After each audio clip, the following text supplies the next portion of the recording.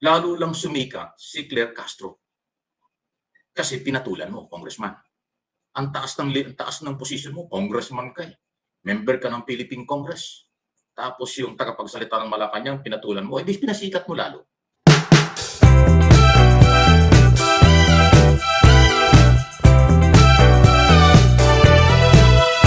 Nako, itong ating pag-uusapan na for information only. Para po sa inyong kaalaman. At ito na may karapatan ng kahit sino. Ang akin lang pinagtataka dahil government to government eh. Pareho silang taga-gobyerno eh. Ito po yung latest na nangyari ngayong umaga. Nag-file po ng kasong libel si Congressman Leandro Libiste ng unang distrito ng Batangas kay Josec Castro. Josec Claire Castro, kinasuhan ng libel. Pero malaki. Parang uso-uso ngayon ng 110 million.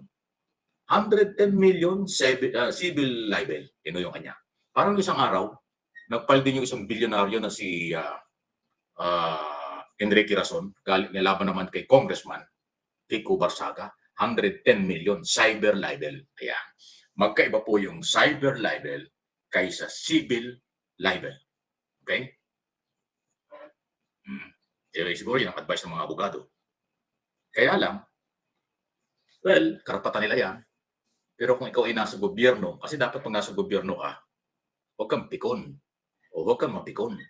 Kasi parte ng paglilingkod sa bayan, parte ng nasa gobyerno, oposisyon o administration, lagi po yan talagang subject for criticism. Yun po yun.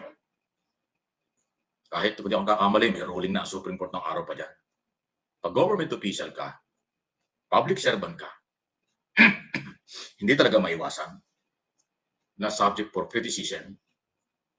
Ang gustong palabasin ng Korte Suprema, hindi dapat onion skin or palat sibuyas ang mga nasa gobyerno. Ang nasa gobyerno kasi, dalawang grupo yan. Di ba? Yung pro-administration o anti-administration, pero government official, elected official, lalo tikit. Kasi yung pagiging opposition naman, yun ay prinsipyo mo lang eh. Pero lahat kayo pinapasweldo ng taong bayan. Pera ng taong bayan.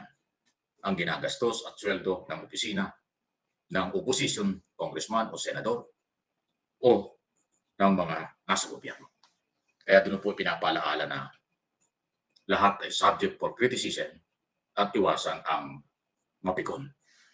Pero, excuse me po, dito sa nangyari ito ngayong umaga, nag-file po talaga ng formal na reklamo at kaso sa RTC Balayan, Regional Trial Court ng Balayan, Batangas. Kasi yung Balayan ay sakop po yan ng unang distrito ng Batangas, kung saan ang congressman dyan, si Congressman Leandro Libiste, anak ni Senador Loren Ligata. Pakinggan natin ito muna kanyang paliwanag tungkol dito at bakit siya nag-file ng kaso against Claire Castro, Malacanang Press Officer, Undersecretary ng PCO. Tayo po ay nasampa sa tulong po ni Attorney. Si Attorney to pa palang kasama. Kay Claire Castro for libel. For her libelous statements tungkol sa aking solar power business. Ulitin ko lang po.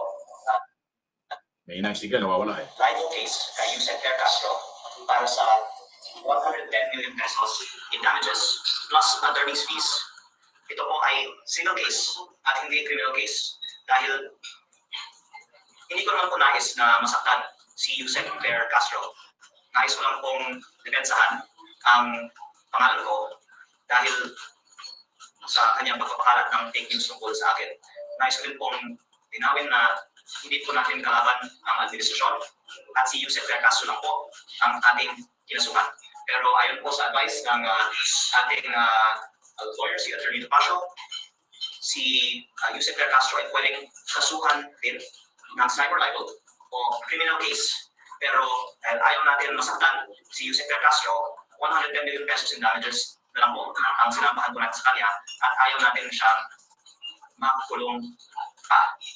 At pag-aaralan natin po ang ating mga susunod na mga hakbang pa sa kanya at sa ibang mga nagpapakalat ng fake news tungkol sa iba't ibang mga issue na nakikita naman po ng taong bayan ay nagpapalihis lang ng usapan mula sa tunay na issue ng korupsyon sa DPWH dahil si Yusek Castro po kasi ay nagsimula ng kanyang mga vlogging episodes tungkol sa akin. Baka mga 15 na po ang kanyang mga episodes tungkol sa akin, tungkol sa... Okay, yan o. Si Congressman yan. So sinasabi niya, civil case, 110 million dahil ayaw daw niyang makulong si Yusek Castro. Kaya hindi cyber libel. Kasi ang cyber libel po, may pagkakulong talaga yun. Okay? Ayan. Si Castro, ang pinakabasihan ni Congressman Libiste ay dahil doon sa kanyang mga pagsagot sa media, sa press conference, sa Malacanang, na sinasabing ibinenta daw niya ang kanyang business, yung solar business niya under ng franchise law o prangkisa ang nakuha niya sa gobyerno. Kaya yan ang kanya sinasabi. Okay? So, pero sa isang banda, hindi mo maiwasan na magkaroon ng kulay ito between Duterte supporters at Marcos administration. Kasi si Castro, tagapagsalita ng Office of the President, Malacanang press officer. Okay? Si Libiste, kung hindi man siya Duterte supporters, pero yung kanyang abogado identified na Duterte supporters, si Topacio. Kaya hindi maiwasan ng kulay na itigalaw ng mga supporters ng mga Duterte at yan ang naging advice kay Libiste na mag-file ng 110 million civil case libel. Okay? Inamin na niya. Pwede raw kasuhan si Castro ng cyber libel pero hindi ginawa. Mas gusto niya ay civil libel. So parang ito ay may tuturing nating banta or pananakot sa Malacanang at kay Castro. Parang gano'n. Kasi kung cyber libel, iba pong isipin yan. May pagkakulong yan. Pero itong civil case, ay parang pagdisiplina lang. At pinagbabayad doon sa naging damage kay Libiste dahil sa siya ay sinabing nagbenta ng kanyang prangkisa. Okay? Pero ang unang nagpaputok na ito ay posibleng ibinenta ay si Boying Remulla. Na malamang doon din pinulot ng ibang mga media at ng Malacanang yung sinabi ni Boying Remulla. Pero ngayon, si Yusek Castro ang siyang kinasuhan. Anyway, alam naman ni Yusek Castro yan kung paano harapin kasi abogado yun eh. Di ba? Lawyer din yan. Lawyer po yung zero. So, kaya ilang ang aking personal na opinion na nakakakulay yung between Duterte camp at Marcos kasi nga yung abogado ni Libiste ay si Attorney Topacio na identify na abogado ng mga Duterte, supporters ng mga Duterte. Ayun. Okay? So, ganun pa man, naipay na yung kaso at naipit pong idinideny ni Libiste na siya ay nagbinta. Kanya nga sinasabi diyan sa press conference niya na tuloy yung kanyang negosyo at marami daw siyang natulungan, especially sa Nueva Ecija yata, na maraming nagkaroon ng trabaho. Ayun. Anyway, ang magiging detalye niyan ay doon natatalakayin sa korte yan. Kasi pag nagkaroon ng hearing, tatalakayin dyan yung about prangkisa at saka business niya. At kung ano ang basihan ni Castro kung bakit na sinabing ibinenta yung prangkisa. Doon na yun. So yung meron ng kaso ayaw natin pag-usapan. More or less yun ang dahilan ng pagdidemanda ng batang kongresista ng unang distrito ng Batangas. Pero alam mo, Congressman Libiste, hindi naman nakikialam. Ito yung aking sariling sa pantaha at opinion lang. Kung hindi si Attorney Topacio ang abogado mo at kumuha ka ng ibang abogado na hindi identify sa mga Duterte, medyo gwapo ang dating mo. Medyo mataas ang level ng usapan at saka hindi masyadong magkakakulay politika. Pero dahil ang kinuha mo ay pamilyar na abogadong ng mga Duterte at supporters ng mga Duterte, kaya hindi mawawala yung anggulo na ito ay Duterte versus Malacanang under Marcos administration. Kasi si Yusek Castro, sa ayaw at sa gusto nyo, ay siya yung nagsasalita in behalf of the President. Siya yung Malacanang press officer. So, may politika, may business, maaaring may personal. So, bahala na kayo kung ano inyong pananaw. Ito bang kasong ito ang magpapatahimik kay Castro? Hindi ko alam. Ito bang galaw na ito ni Libiste ay magliligtas sa kanyang negosyo at sa kanyang pagkatao bilang congressman, bilang elected official ng gobyerno ng ikalawang distrito, unang distrito, first district ng lalawigan ng Batangas. Kasi inuulit ko, pag nasa gobyerno ka, ano man ang iyong posisyon at paniniwalang pampolitika, dapat hindi ka napipikon, dapat alam mo ang buhay ng mga balita at mga nangyari. In other words, ano man ang gagawin ng isang elected official at isang government official, subject for monitoring, subject for criticism, subject for lahat ng isyong pwedeng papag-usapan. Kung magaling na mambabatas, pag-uusapan niya. Kung palpak na mambabatas, pag-uusapan niya. Kung ikaw naman ay Yosef, Asset, Director, Presidente, Vice President, o Secretary, at palpak din, pag-uusapan ka rin. O magandang ginagawa mo, pag-uusapan ka pa rin. At ito pa yung pinaka-importante. Basta pinasusuweldo ka ng bayan, because government official, dapat hindi pikon. Dapat alam mo kung ano ang pinasok mo. Kasi kung lahat na lang na magtatapik ang kahit na anong issue against you o pabor sa iyo, tapos ang sagot mo, dimandahan ka agad. Hindi yun tama at bagay sa isang government official, sa aking sariling opinion. Although ginawa na niya, bahala siya. Excuse me po. Pero dapat po ay malawak ang pasensya, pangunawa. Okay? Kasi kung lahat na lang merong kritisismo, lahat na lang magsasabi kung ano ang ginagawa mo, tamang ginagawa mo, mali, ay didimanda mo, di wala ka nang ginawa kundi magdemanda. Dapat hindi. Di ba? Para sa akin, dapat ipaliwanag mo lang sa isang malayang press conference, malayang talakayan, na hindi totoo yung sinabi ng Malacanang, ito ang estado ng negosyo ko, ito ang akusada ko bilang congressman. Finish. Pero yung balikan mo pa, idemanda mo pa, ang dating doon napipikong ka. Pikong. Pero alam mo yung bakit? Kaya ako sabi ko ang karapatan niya. Kaya alam mo, si Libiste ay anak ni Loren Ligarda, senador. Si Ligarda ay matagal na broadcast journalist. Alam niya ang malayang pamamahayag, freedom of speech, freedom of assembly, lahat yan alam niya dahil siya ay broadcast journalist at politiko. Pero imposible namang hindi alam ni Loren Ligarda itong galaw ng kanyang anak na magdemanda laban sa tagapagsalita ng Pangulo. Kasi pag idinemanda mo ang Malacanang officer, ang tagapagtanggol at tagapagsalita ng Pangulo, ano yan ang perception dyan, pati ang Pangulo dinadamay mo.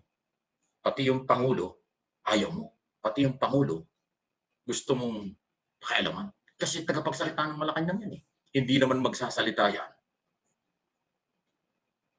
Hindi yan magsasalita kung walang authority ang Malacanang na siya magsalita at mag-react sa mga isyong pambayan at national dahil under siya ang Office of the President. Sinasabi ko po ito, hindi kinakampihan ko si Jose Castro. Sinasabi ko ito bilang isang mamamahayag ng 3 dekadang mahigit na sa larangan ng broadcast, radio and TV, television na paghahatid ng balita. Radio at television sa broadcast business. Ang tagal ko po dyan eh. Ngayon, nandito tayo sa social media kaya ipapaliwanag ko. Sa broadcast, sa print, at saka sa social media katulad ngayon, hindi naman nakakalayo yan eh. Ang malayang pamamahayag, malayang criticism, malayang pagtatapik, under yan ng karapatan at kakayanan ng isang tao. Pero kung ikaw naman ay nasa gobyerno at madalas napipikon ka or ayaw mong mapag-usapan ng buhay mo, negosyo mo, at ginagawa mo, bakit ka pa napunta ng gobyerno? Ayun lang po yun. Pero may karapatan din, inulit ko, may karapatan si Libis din ganyan. Kaya nga lang po, kung inisip niya yung, kasi bagong-bago siya eh. Isipin mo, nung Mayo lang ng 2025, wala pang isang taon, siya naging congressman, politiko. Hindi ko alam kung naging local official sa Batangas, hindi naman yata. Politiko. So bagong-bagong politiko, batang-bata, bakit pikon? Bakit nagalit ka agad? Bakit nagdemanda ka? Kulang siya sa advice? Or ginamit lang siya ni Topacio? O ginamit lang siya ng mga Duterte? Sinubukan niya, demanda mo, demanda natin. Yung bata, naniwala, sige, demanda natin. Pero alam niyo, congressman, para sa inyong kaalaman, libreng advice ito. Libreng advice sa'yo. Hindi yan ang tamang galaw. Tanong lang ito, baka ginamit ka lang ng mga Duterte supporters. Baka ginamit ka lang ni Topacio dahil publicity ito at saka kikita pa si Topacio sa'yo. Although trabaho ng abogado yan, karapatan din ng abogado yan. Di ba? Yun yun eh. Pero sige, nandyan na. Tingnan natin. Kasi hindi magiging, sa akin personal na pananaw, hindi po magiging magandang record ng isang batang politiko na agad-agad ay nagpapile ng kasong libelo laban sa mga kritiko niya or natatalakay ng buhay niya at negosyo niya. Eh baka mamaya lumabas pang issue dyan yung conflict of interest, di ba? Ibang problema yun. Eh paano pagka napatunayan ng Estado na tama yung sinabi ni Castro? Kasi pag yung nadidinig yung sinasabi ni Ombudsman Remulla at saka ni Secretary Garin ng Department of Energy at titindi. Parang naniniwala sila. Di ba?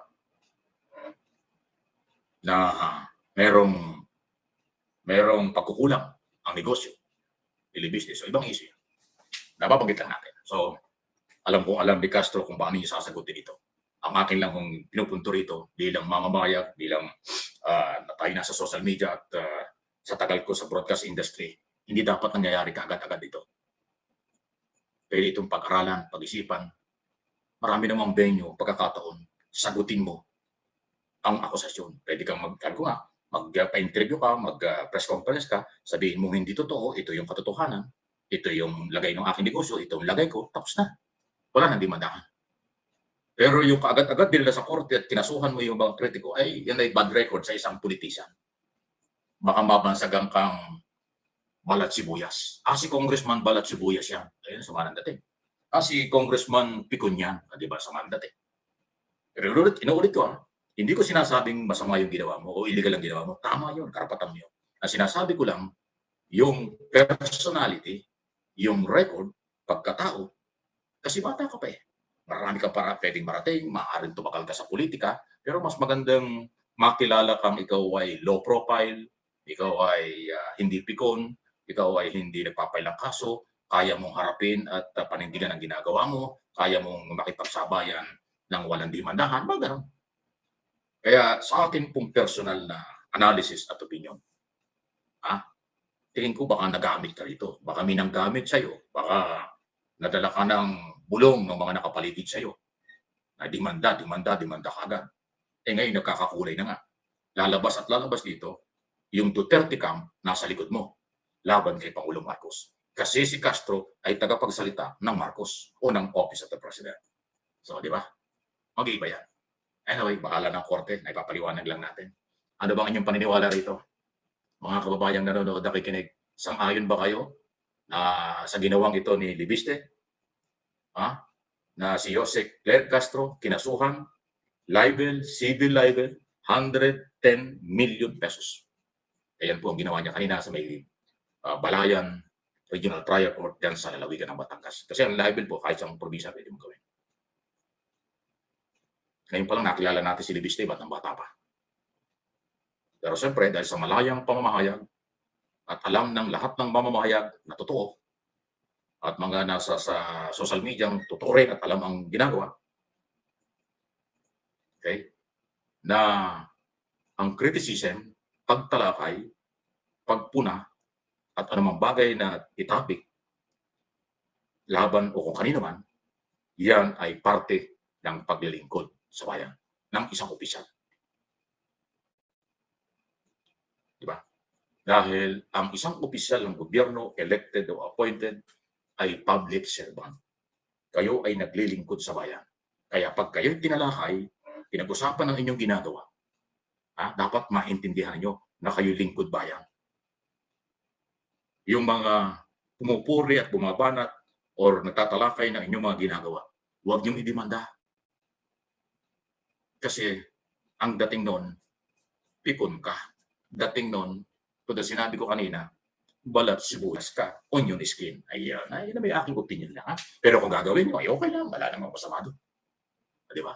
Good luck na lang sa korte kung ano mangyayari. So, pahabol ko, lalo lang sumika si Claire Castro. Kasi pinatulan mo, Congressman. Ang taas ng posisyon mo, congressman ka eh. Member ka ng Philippine Congress. Tapos yung tagapagsalita ng Malacanang, pinatulan mo, di pinasikat mo lalo. Kaya, pabor na pabor kay Castro yung nangyari. Alam naman niya at kaya naman niya sagutin, di paliwanag sa korte yung kanyang ginawa. At akusasyon sa kanya. So, pinasikat ni Congressman Castro, pro-lawyer, ni Congressman Libistre, si Castro, sa magitan ng abogado nag-advise, kasuhan natin. Tapos kikita pa si Topacio. Magkano ka Topacio ang kita diyan? Tanong lang. Magkano ang filing fee ng ng civil case? Wow. Bagay bilyonaryo yan eh. Kaya para sa aking personal pong paniniwala, hindi ito problema ni Castro.